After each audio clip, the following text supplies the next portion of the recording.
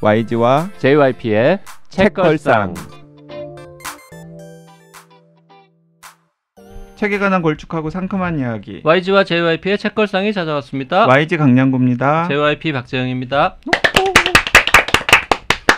이번 주에는 최근 화제의 신간 눈 떠보니 선진국의 저자 박태웅 선생님과 함께하고 있는데요.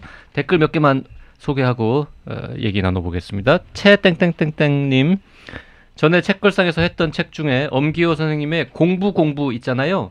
이 책도 되게 좋은데 제목 미스입니다. 인터넷 서점에서 검색이 너무 어렵다 그 말이죠. 이제 책 제목 네이밍은 서가에 꽂힌 책을 바라보는 독자가 아니라 검색하는 독자를 향해야 합니다.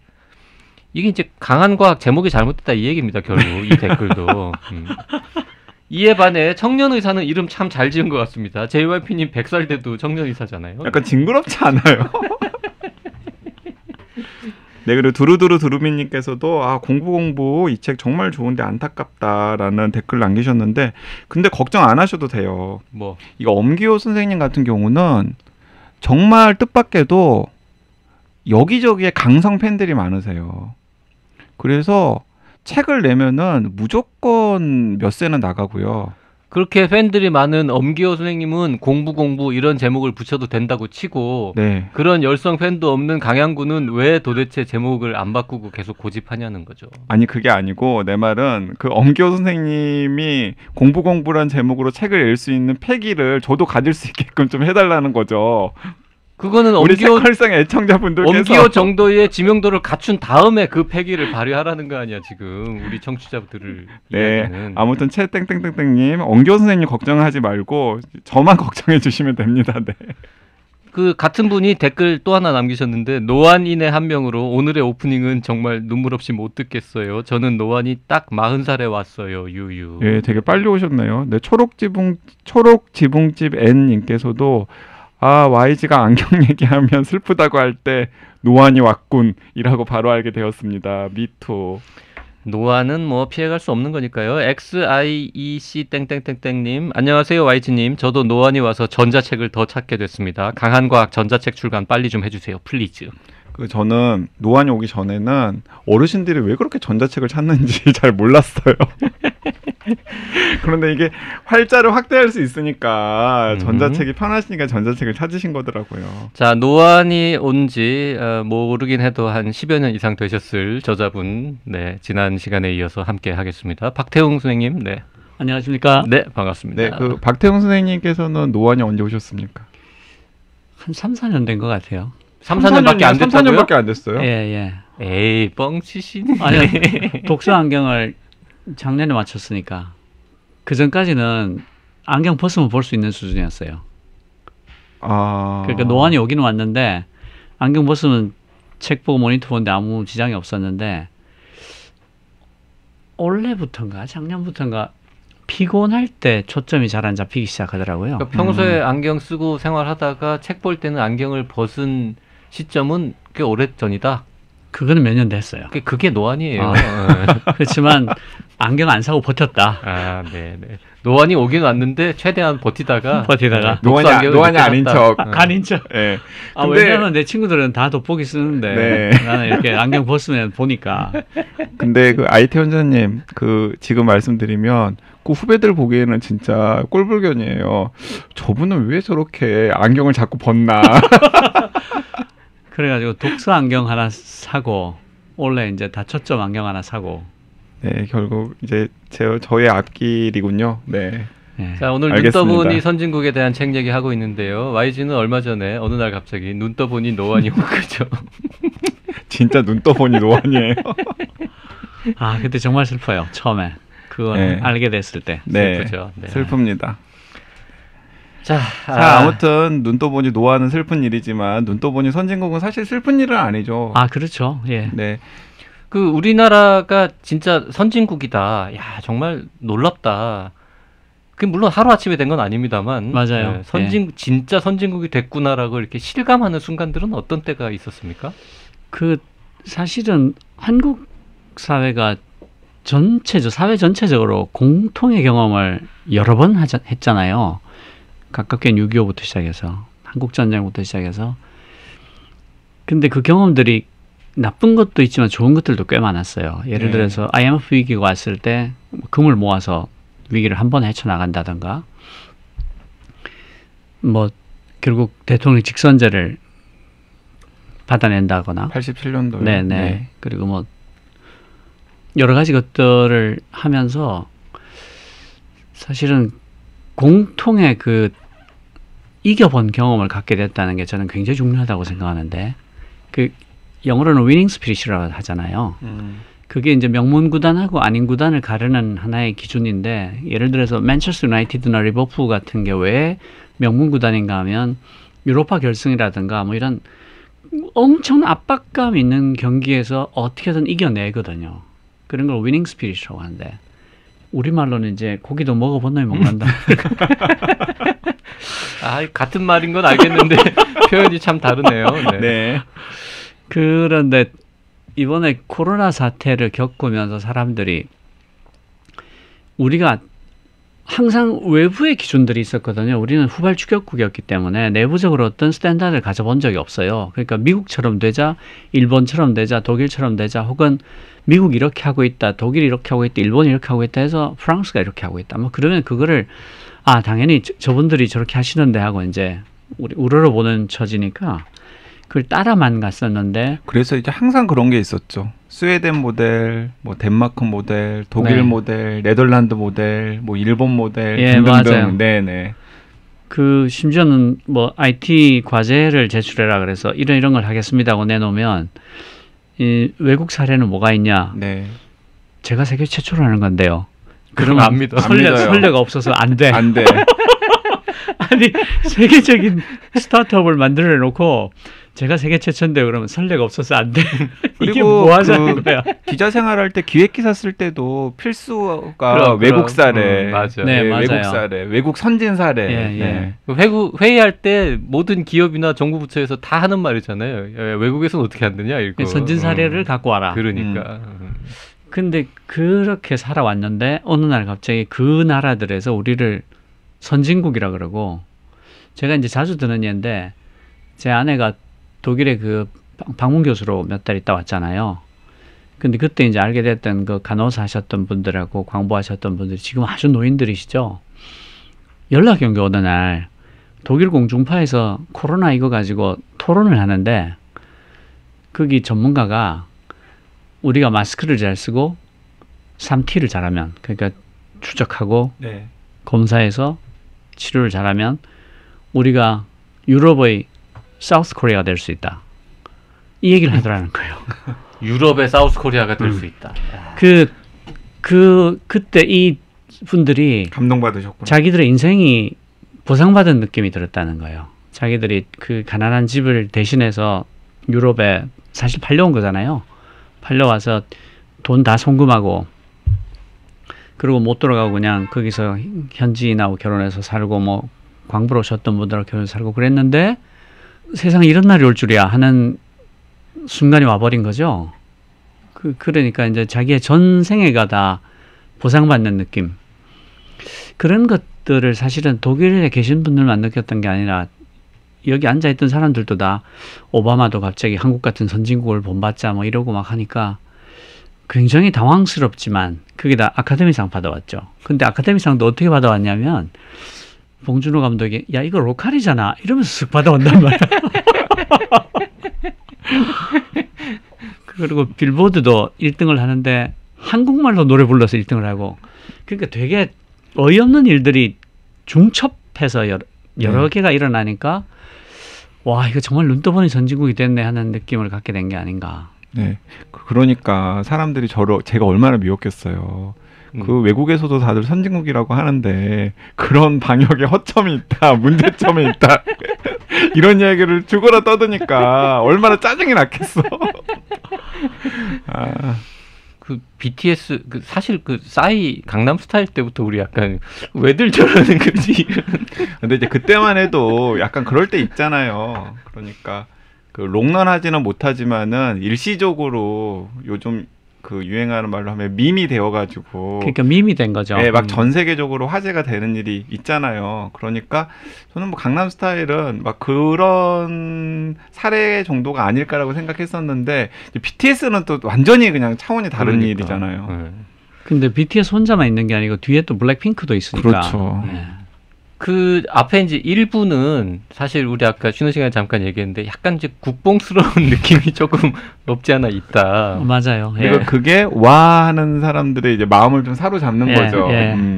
근데 이게 국뽕 일색으로 책이 쭉 흘러갔으면 이렇게 베스트셀러가 사실 안 됐을 거 아닙니까? 누가 뭐 국뽕을 그렇죠. 그렇게 돈 주고 사서 뭘 예. 그렇게 좋아하겠어요. 뭐 그 얘기를 뭐 이렇게 길게 해 이런. 예. 근데 이제 막 선진국이다라는 얘기를 이제 하는 듯 싶더니 아니야 이게 아직도 이렇게 빈틈이 많아라는 얘기를 하면서 뭐 초반에 이제 녹서 백서 뭐 이 사례도 네, 사실 네. 이게 이제 첫 번째 글부터 사실 굉장히 임팩트가 있었는데 그 얘기 잠깐 소개해 주세요. 사실 녹서를 알게 되고 제가 굉장히 충격을 받았었어요. 네. 그 제가 이제 4차 산업혁명이라는 말을 이 정부가 처음 초입에서부터 하는 것 자체가 약간 저는 마음에 안 들었거든요. 네, 왜냐하면 그게 독일의 인더스트리 4.0에서 네, 나온 네. 거잖아요. 4차 산업혁명이 뭔지를 지금까지도 정의를 하고 있지 않아요. 네. 정부가 내린 정의가 있어야 될 거 아니에요. 왜냐하면 4차 산업혁명위원회를 만들고 4차 산업혁명에 대비해야 된다고 하면 당연히 그게 뭔데가 먼저 디파인이 되고 그걸 정의를 내린 다음에 그러니까 이렇게 해야 된다로 나가야 되는데 보통 어떤 식으로 나오냐면 해외에서 다들 이걸 해야 한다고 하니까 우리도 해야 돼 정도로 끝나요. 그냥 네. 슬쩍 넘어가고 그래서 어떻게 해야 되는 데를 길게 얘기를 해요. 그래서 제가 인더스트리 4.0을 구해보려고 야 이거 베낀 게 대체 뭐냐 정체가 네. 하고 들어갔는데 놀랍게도 레이버 4.0하고 같이 나온 거예요.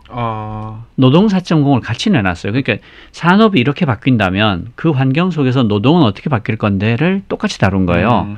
거기서 한번 충격을 받았는데 그래서 노동 4.0을 쭉 읽어보니까 얘가 2년 전에 내놨던 녹서에 대한 답이라는 거예요. 네.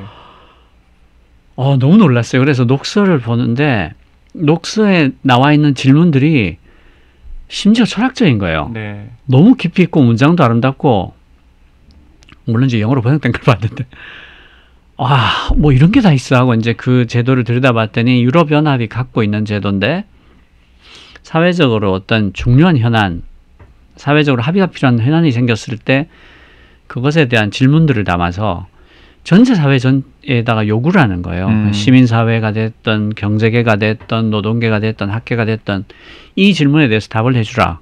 우리가 전체가 같이 답을 해야 된다. 라고 던졌을 뿐 아니라 미래라는 이름의 영화를 만들어가지고 그 질문을 담은 영화예요. 네. 그걸 독일 18개 도시에서 상영을 해요.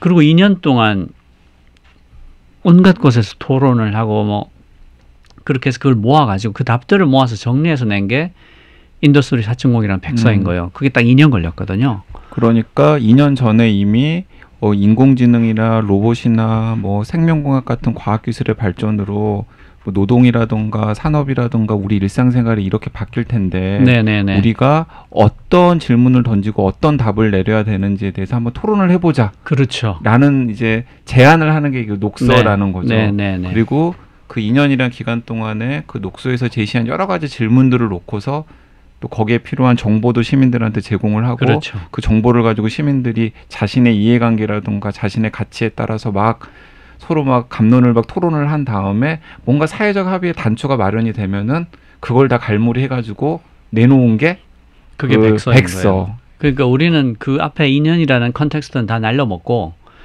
와 참고서가 나왔네? 독일제야? 뭐 이러면서 그걸 베껴 쓰는 거예요. 아니 그러니까 그 2년이라는 시간뿐만 아니라 그 질문을 던지는 과정 자체가 생략된 거잖아요. 그렇습니다. 왜 이게 우리 사회에서 지금 공통으로 고민해야 될 과제인지에 대한 그 전 작업이 다 빠져버리고 그리고 왜 이 질문인가에 대한 질문도 있어야 되거든요. 빠진 질문은 없느냐. 사실 백서라는 말은 우리가 굉장히 많이 들어봤지만 맞아요. 지나간 일을 그냥 쭉 정리해놓고 그런 나중에 식이 아무도 될 안 때가 보는 많죠. 거잖아요. 네. 그런 식일 때가 많아요. 그럼 아니 백서도 사실은 영어를 화이트 페이퍼를 번역한 말이잖아요. 네. 그러면 녹서는 그린 그린 페이퍼고 페이퍼예요. 원래부터 있던 말인 거죠. 그린 원래 페이퍼는. 있던 말이죠. 네. 우리만 몰랐던 거고. 그럼 우리만 몰랐던 거. 어떻게 그럴 수가 있을까? 그러니까 이제 우리나라는 질문을 던지거나 혹은 사회적으로 토론하는 과정이 필요가 없었던 거죠. 왜냐하면 외국에 잘 짜여진 참고서가 항상 있었으니까. 그러니까 선진국에서 토론을 거쳐서 녹서 만들어내고 그거에 대해서 뭔가 대안을 마련하고 어쩌고 저쩌고 해가지고 백서까지 나오면 그걸 가져다가 그냥 우리는 참고하면 되는 거예요. 참고 몇 개는. 근데 지금은 우리가 녹서를 만드는 작업을 해봐야 될 때라고 말씀하시는 그런 거죠. 지금이 왜냐하면 일단 거의 G7급으로 들어왔잖아요. 최종 통계를 보면 이탈리아보다 우리가 살짝 이긴 걸로 나와요. 그러니까 실제로 G7이 된 거예요. 그러니까 베끼기가 쉽지 않아졌어요. 예를 들어 배터리도 맨 앞에 있지, 조선도 맨 앞에 있지, 뭐 반도체도 맨 앞에 있지. 그러니까 베끼고 싶은데 맨 앞에 있는 것들이 많아져서 못 베끼는 거예요. 이를테면 블랙핑크도 지금 뮤직비디오가 세계에서 최고라 그러거든요. 해외 그 뮤직비디오 찍는 감독들이 참고한단 말이에요. 블랙핑크의 네. 그 뮤직비디오를 워낙 돈도 많이 들이기도 했고. 그러니까 베낄 게 없어졌을 때 어떻게 할 건데? 라는 질문을 처음 받아보게 됐는데 거기에 대해서는 경험이 별로 없는 거예요. 그러니까 이 정부 들어와서도 심지어 4차 산업혁명위원회를 만들어 놓고도 우리가 말하는 4차 산업혁명이 뭐다를 그 홈페이지에 정의를 못 내리고 있는. 심지어는 4차 산업혁명 위원들도 저마다 생각하는 4차 산업혁명이 다 다를걸요? 다를 거예요. 네. 네. 자, 그리고 그 다음으로 이제 초반에 나오는 이야기 중에 참 인상적이었던 게 그 엑셀 파일 좀 주면 안 되냐. 이 PDF는 사람 보라고 만든 건데. 맞아요. 그 얘기도 좀 네. 해주시죠. 그게 굉장히 중요한데요. 한국이 그 IT 선진국이잖아요. 그 특히 디지털 쪽에 앞서 있고 자세히 보시면 BTS가 빌보드 1위 한 것도 사실은 디지털 때문에 네. 유튜브라는 플랫폼이 생겨서 1등했던 거지. 안 그랬으면 그 미국 가서 버스 타고 다니면서 전체 줄을 돌면서 라디오 스테이션에 나가서 노래 부르고 하는 그런 걸로 쭉쭉쭉 올라가야 된단 말이에요. 그러다가 실패한 게 그 JYP의 원더걸스. 원더걸스가 그러다 실패했잖아요. 아, 그래도 JYP나 원더걸스가 그런 걸 했기 때문에 BTS가 있는 거긴 물론 하잖아요. 그렇게 쌓인 물론 거죠. 그렇긴 하지만 지금 그 JYP라고 또 괜히 또 편들어주는 겁니까? 왠지 친근해가지고 거기는. 저는 이제 한국 사회가 그 네트워크가 너무 잘 되고 있어서 지극히 당연한 걸로 받아들이는 경향이 굉장히 강해요. 그런데 해외 나가보면 특히 미국 같은 데 가봐도 이런 촌동네가 있나 싶을 정도로 네트워크가 안 된다고요. 맞아요. 그리고 그 일본만 가봐도 그래요. 네. 사실.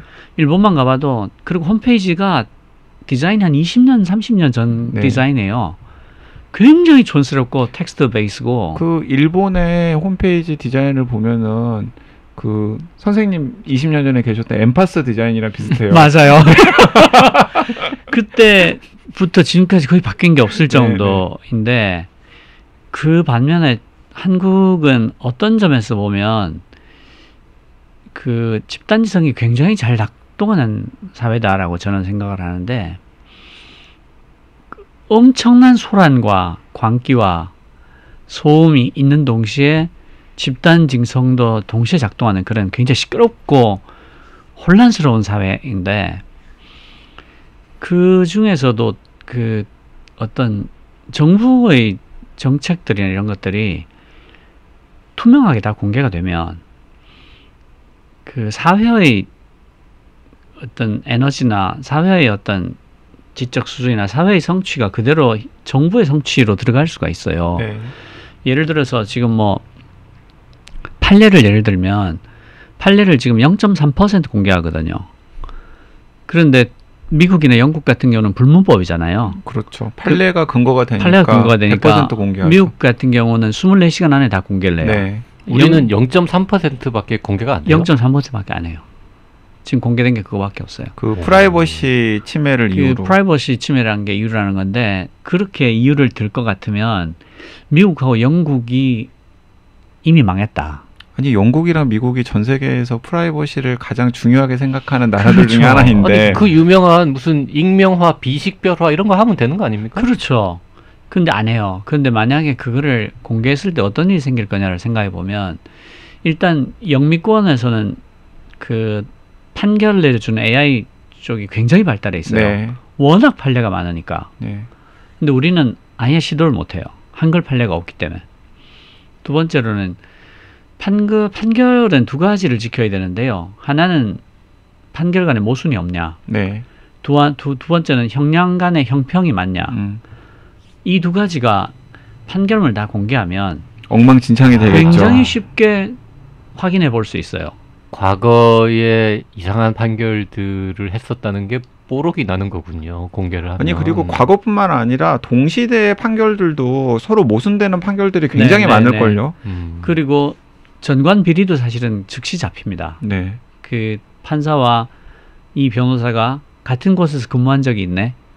혹은 고등학교, 중학교 동창이네. 같은 고향이네. 뭐 저기 연수원 기수가 같네. 그런 것들이 다 잡히거든요. 그러면 그런 컨디션에서의 판결과 그렇지 않았을 때의 판결이 얼마나 형평이 맞고 모순이 없느냐도 나오고요. 그 다음에 어떤 게 명판결인지를 또 쉽게 찾아낼 수 있어요. 그러니까 변호사들이나 그 시보들이 공부하기도 너무 좋은 거예요. 네. 법대 대학원생들이 석사 논문 같은 거 쓰기도 진짜 좋겠다. 정말 좋죠. 정말 좋죠. 네.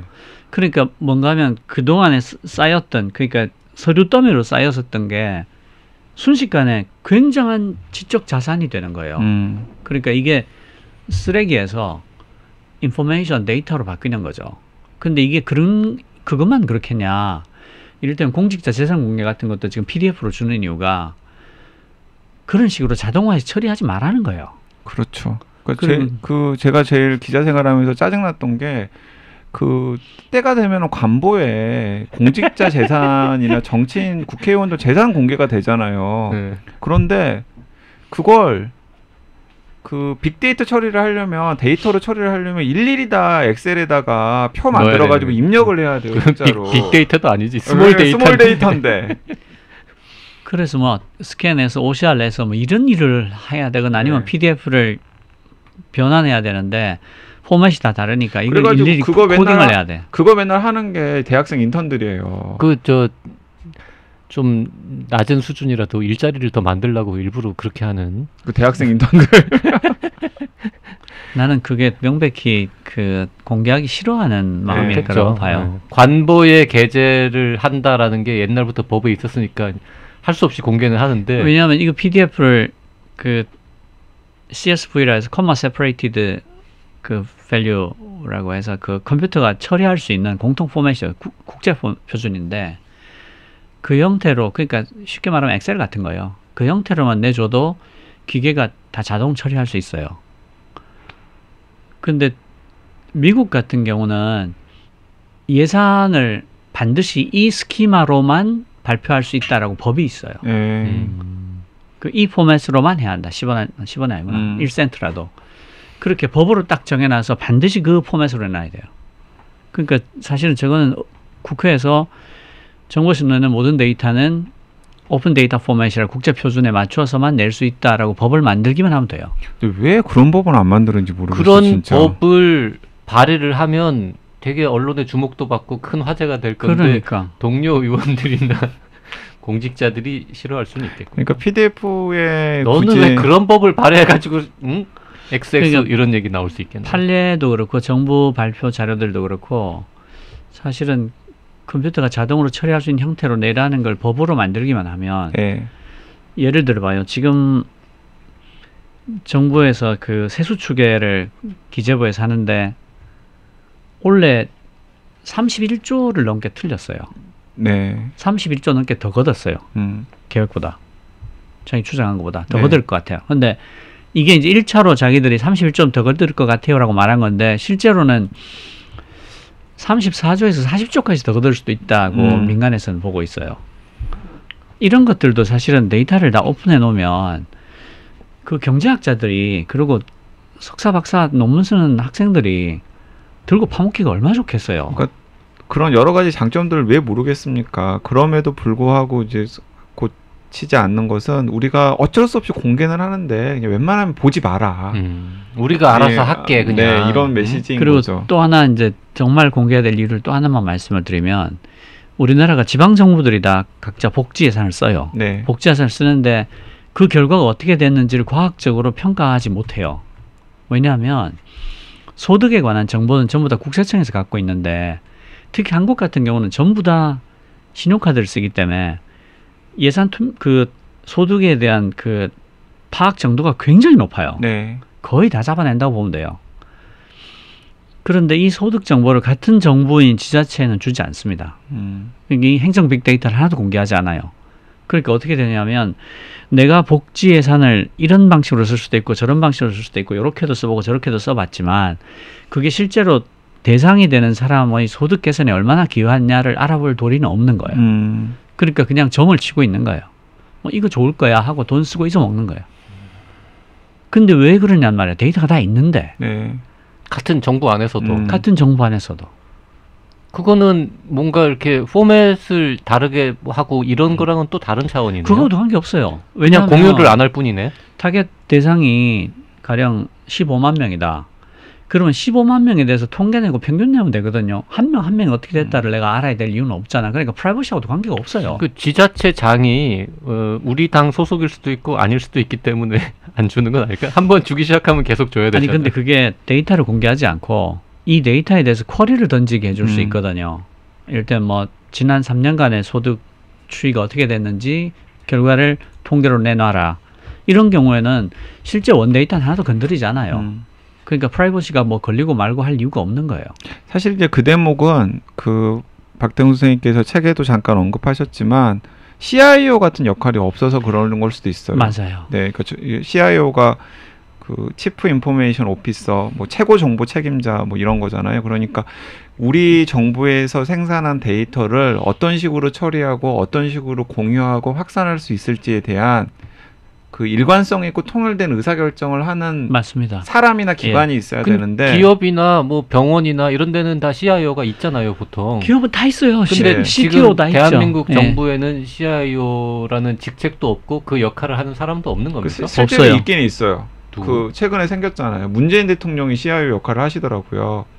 그 우리 바쁘실 텐데. 아니 그 저번 내가 그래서 되게 웃었잖아요. 뭐냐 하면 그 백신 신청할 때 막 그 사람들 몰려가지고 서버 다운되고 그러니까 문재인 대통령이 이게 그 정보 강국에서 정보통신 강국에서 무슨 일이냐 행자부 장관도 묻고 가계부 장관도 묻고 그래가지고 당장 해결해라 라고 했잖아요. 사실 그런 게 CIO의 역할인 거잖아요. 그런 거죠. 예. 네. 그 외국에서는 CIO가 그러면은 뭔가 뭐 장관급 뭐 어떻게 되는 거예요? 직책이 어디쯤에 있는 거예요? 미국, 영국 다 갖고 있어요. 연방 CIO라 그래서 연방 CIO, 연방 CDO도 있어요. 칩 데이터 오피서. 그거는 무슨 미니스트리 이런 건 아니고 그냥 어떤 독립기구죠. 독립기구예요. 예. 그리고 그 각 부처마다 또 CIO가 있을 거 아니에요. 그래서 그 모이는 모임도 있고. 그러면은 잘 모르겠지만 하여튼 대략 뭐 CIA나 뭐 이런 급 CDC나 이 정도 급으로 하나 있는 겁니까? CIO가? 독립 조직인데 얼마나 규모가 큰지는 모르겠어요. 근데 이게 굳이 클 이유는 없어요. 그렇죠. 뭔가 전략을 세우고 세우고 의사결정하고 네, 이 원칙이나 이 기준에 맞춰서 모두들 다 해라라고 이야기를 하면 되는 거잖아요. 국가인권위원회나 뭐 이런 뭐 그리 크지 않은 조직으로도 충분할 것 같다는 느낌은 그렇죠. 좀 들긴 하네요. 미국은 백악관에 이제 그 IT 담당 비서가 있고요, 따로. 그분이 있고 연방 CIO가 있고 연방 CDO가 있고 영국 같은 경우도 그 당연히 CIO가 있을 뿐 아니라 거기는 가버먼트 디지털 서비스라 그래서 엔지니어만 한 800명쯤 있는 그런 그 해커들 조직이 따로 있어서 거기서 연방의 서비스들을 다 개선하고 혁신하고 하는 일들을 맡아요. 싱가포르도 혁신 해커들 그룹 갖고 있고요. 그 제가 아까 법대 대학원생들 석사 논문 쓸 거리 많겠다라고 농담처럼 얘기했지만 사실은 이거와 관련돼서 굉장히 재미있는 한국에서 그나마 이제 데이터가 잘 공유된 사례가 이 국민 건강 영양 조사라는 거 있거든요. 국건영이라고 보통 우리가 줄여서 얘기하는데 이 우리나라 사람들이 어떻게 먹고 뭐 자고 하는 것부터 무슨 약 먹고 병원에 어떻게 가고 이 데이터는 사실상 다 공개가 돼 있어요. 그 최근에 코로나19 항체가 우리 전 국민에게 몇 %나 있는지 정기적으로 발표하잖아요. 그 데이터를 그 모았던 것도 방금 이 조사 국건형. 예, 네. 국건형. 좋네요. 그래서 이 국건형 데이터는 우리나라는 전국민 의료보험이니까 5천만 명의 데이터가 한 곳에 다 모여져 있잖아요. 이거를 보건의료 관련 연구자들이 이렇게 신청해가지고 나 이런 데이터 필요해 하면 다 주거든요. 그럼 그걸 가지고 전 세계에다가 우리가 좋은 논문을 무지하게 많이 쓰고 있어요. 그래서 그렇죠. 논문만 많이 그 쓰는 게 데이터가 아니라 없으니까. 그 논문들을 가지고 이제 더 사람들을 건강하게 만드는데 실제로 활용하고 있단 말이죠. 맞아요. 그렇게 해야 돼요. 근데 법 쪽이나 무슨 정책이나 예산이나 이런 쪽의 데이터는 이런 게 하나도 없으니까 하나도 없어요.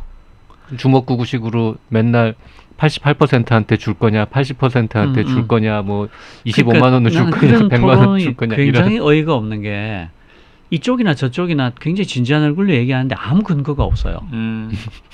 뭐 하자는 건데? 네. 라는 질문을 정말 하고 싶어. 둘 다 아니 여기는 지금 종교 토론을 하는 자리가 아니잖아. 네, 믿습니까 하는 데가 아니죠. 그러니까 네. 왜 신앙을 갖고 와서 얘기를 하냐고. 뭐 대선 후보 토론하는데 누가 막 얘기를 해 그러면 아니 그 어떤 근거를 가지고 하시는 말씀입니까라고 딱 물으면 상대방은 그러겠군요. 너는 있냐 근거가 네 말은 이렇게. 아니 요즘 우리나라 정치인들은 내가 해봐서 안다라고 하죠. 내가 해봐서 안다. 지금 저희가 이제 책에 나오는 내용 중에 아주 일부 몇 가지 얘기를 했는데요. 요 내용이 한 30페이지 정도까지 나오는 내용 중에서만 몇 개 고른 겁니다. 아니 그리고 이 책에 사실 저도 미처 생각하지 못했던 대목들이 있어서 깜짝 놀랐었는데 제가 진짜 인상 깊었던 대목은 무엇이냐면 저는 사실 그렇게 생각을 못했거든요. 외국의 10대 아이돌 유망주들이 SM이나 YG나 JYP의 10대 초반에 물 건너와가지고 맞아요.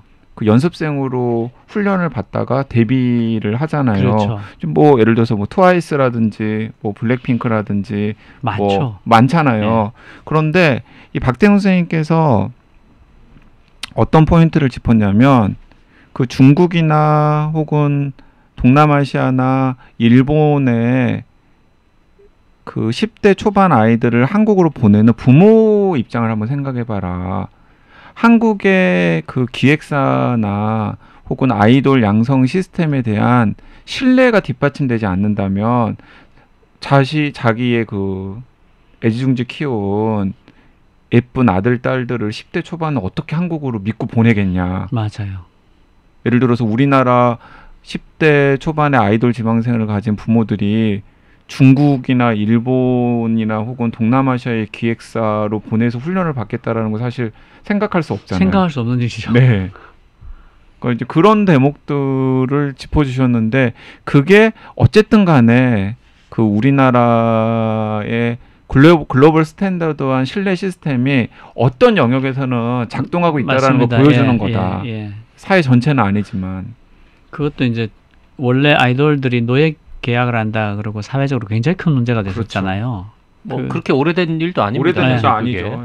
그때 공정거래위원회하고 문화관광부에서 같이 협업을 해서 아마 세계 최초일 거예요. 아이돌하고 기획사 간에 공정계약서를 만든 게. 그러니까 공정계약서 만들었고 또 그게 어쨌든 간에 시민들이 막 공분에 사가지고 팬들이나 시민들이 들고 일어났죠. 예. 그런 게 만들어질 수밖에 없도록 하는 분위기를 조성을 했잖아요. 그 사회적 압력이 작용을 했죠. 그래서 그 전에는 뭐 연예계 뭐 이렇게 뭐 믿거나 말거나 하는 그런 음험한 얘기들 같은 거 굉장히 많았었는데 사실 그런 것들도 지금은 거의 많이 없어진. 예.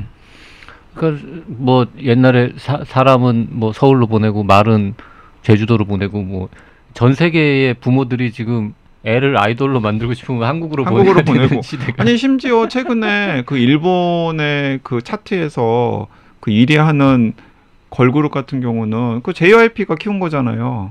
지금 JYP 손가락질하면서 지금 이야기하고 있는 건데 모르죠? 전 제가 키운 건 아니잖아요. 네. 네. 전 짝퉁이에요. 일본의 그 아이돌 연습생들을 JYP가 받아서 한국에서 훈련을 시킨 다음에 그 데뷔시켜가지고 일본에서 엄청난 인기가 많은. 코로나 때문에 그 뮤직비디오도 한국에서 찍었어요. 일본 못 가고. 네. 그걸로 차트 그냥 1위 쓸어버린.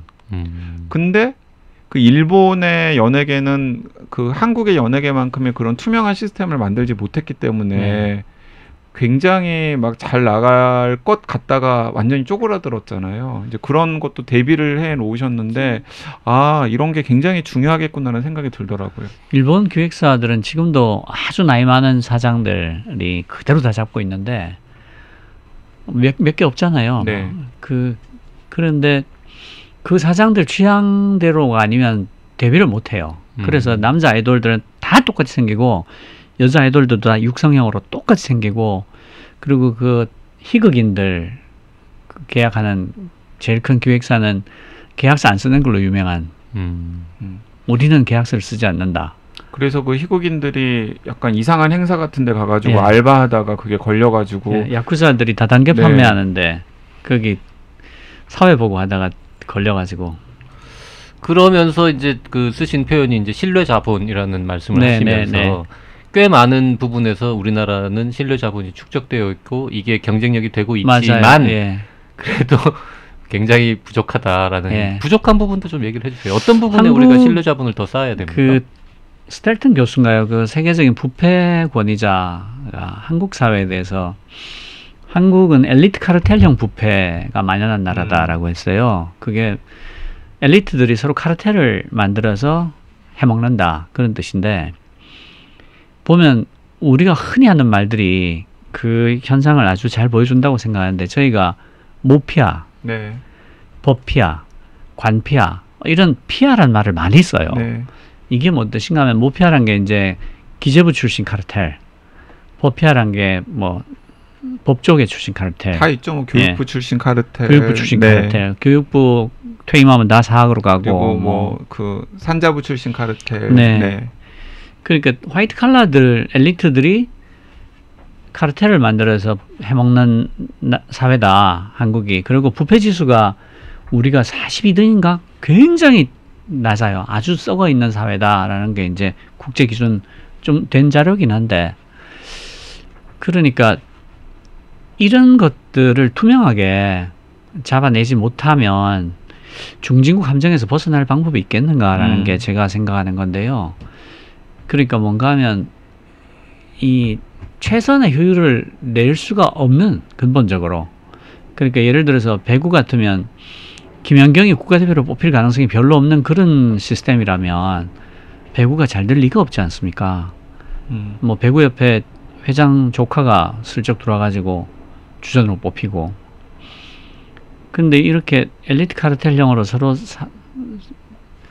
해먹고 돌아가게 돼버리면 사회 퍼포먼스 자체를 굉장히 심각하게 떨어뜨릴 수밖에 없단 말이죠.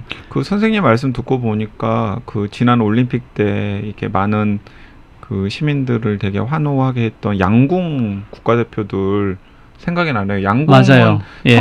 국가대표 선발 시스템이 어쨌든 스포츠 경기 종목들 중에서도 굉장히 투명한 것으로 예. 잘 알려져 있잖아요. 그러니까 왜 그 양궁이 세계적인 그 실력을 갖게 된 게는 몇 가지 요인이 있는데, 첫 번째로 명문대가 양궁에 관심 없었다. 네. 네.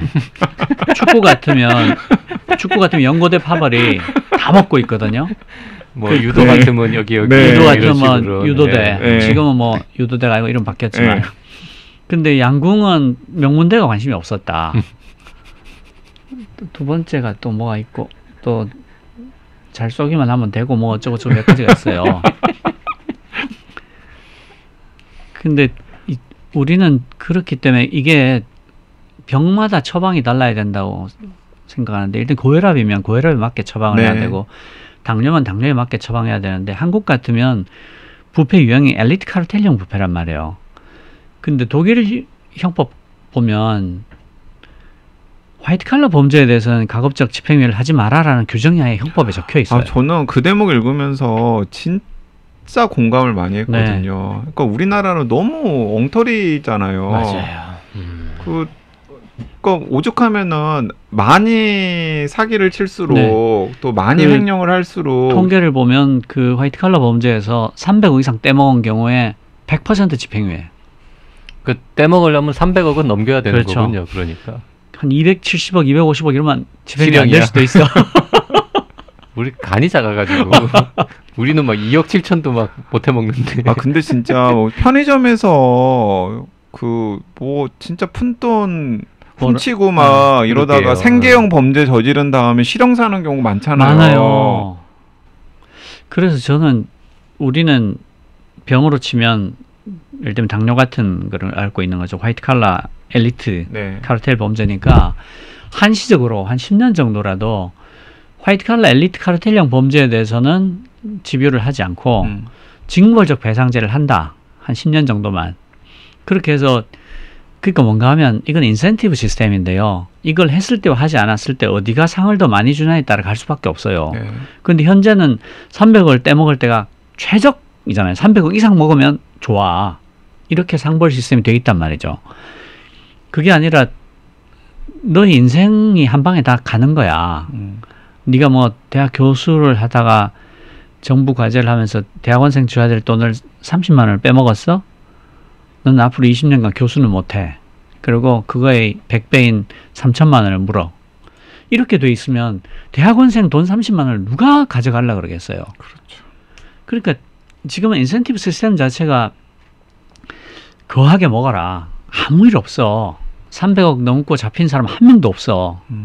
이런 인센티브 시스템이니까 신뢰자본을 쓸 방법이 없는 거죠. 그러니까 요즘에는 정말 진짜 잠시 쪽팔리는 대신에 그 번 돈의 일부로 좋은 변호사를 사서 정관 사고 네. 등등 해서 뭔가 빠져나갈 구석을 마련하면은 일시적으로 조금 힘들더라도 그 뒤로는 그냥 잘 살 수 있으니까 심지어 실형을 산다 한들 금방 나오잖아요. 2, 3년 있으면 나오는 네. 거니까. 얼마 전에 그 아니 사실 우리 현자께서도 한 3년 실형 살고 나오는 조건인데 살고 나오면 한 300억 남아있다 그러면 들어갈 거 아닙니까 내일이라도.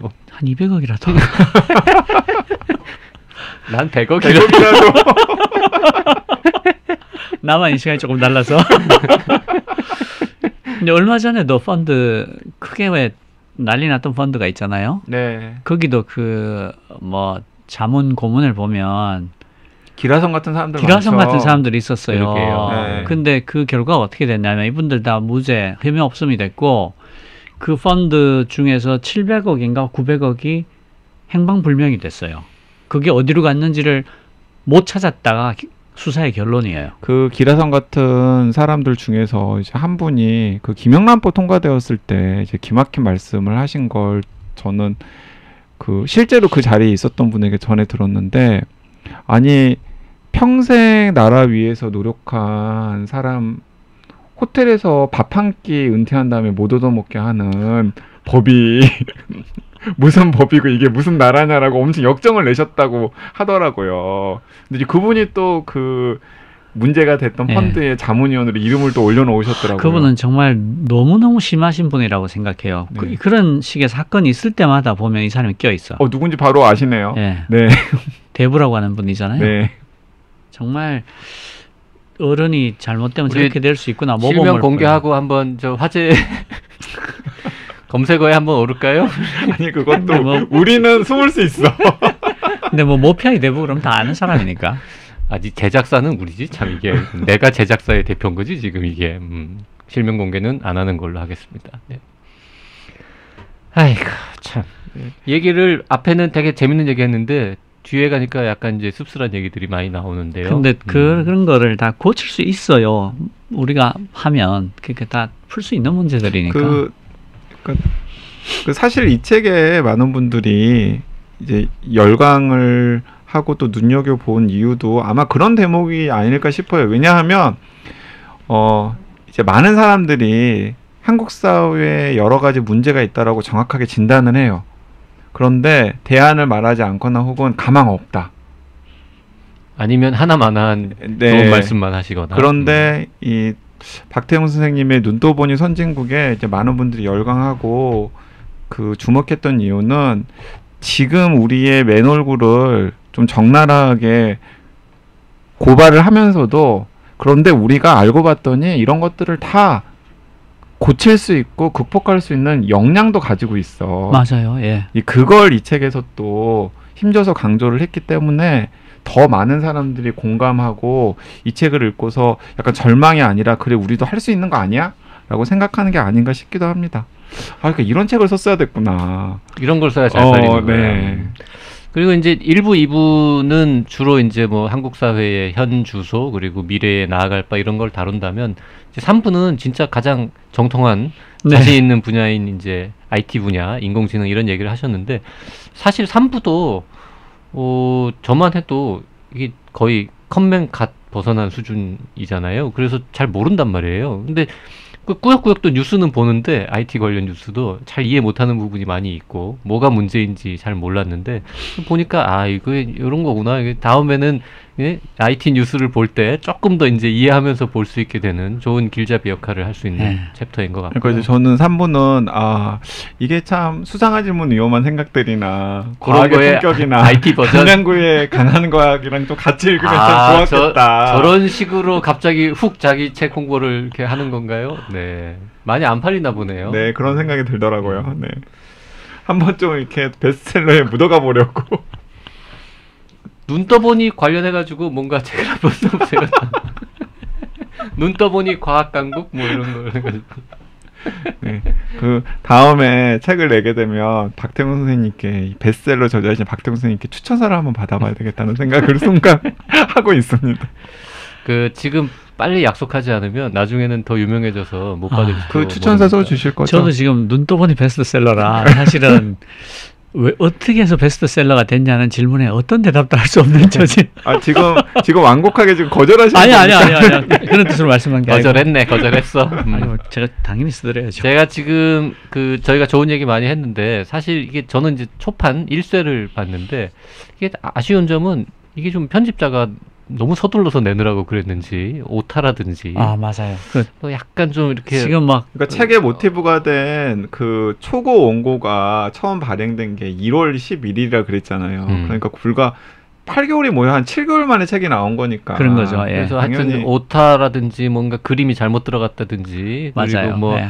앞에서 뭐 예를 든 바와 같이 했는데 앞에 얘가 없고 뭐 이런 약간 이제 그게 빈틈이 있어요. 원고 순서가 바뀌는 바람에 그러니까요. 네. 그거는 이제 2세, 3세 가면서 다 수정이 된 거죠. 그 4세, 5세에서 계속 수정하고 있어요. 뭐가 지금도? 계속 나와.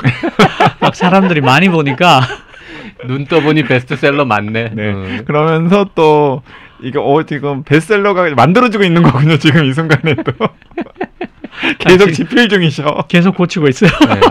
네. 그래서 그런 부분은 좀 아쉽긴 했는데 그 아쉬움을 상쇄할 만큼 앞쪽에 있는 원고들 특히 그 뒤통수를 이렇게 몇 번 뻥 하고 치는 데모들이 있습니다. 네. 그런 면에서 아주 훌륭한 책이고요. 네. 저희 그 책걸상에서는 사실 이런 좀 뭐라 그럴까 이 분야를 뭐라 그래야 돼 이거는 사회 비평서, 이게 사회 비평서죠. 정치 사회 분야이면서 또 IT 관련 하여튼 저희가 평소에 흔히 다루는 장르는 사실 아니란 말입니다. 맞아요. 네. 그럼에도 불구하고 우리 청취자분들도 이런 책도 한번 읽어보시라고 저희가 이 책을 고르고 IT 현자 박태웅 선생 모셨습니다. 네.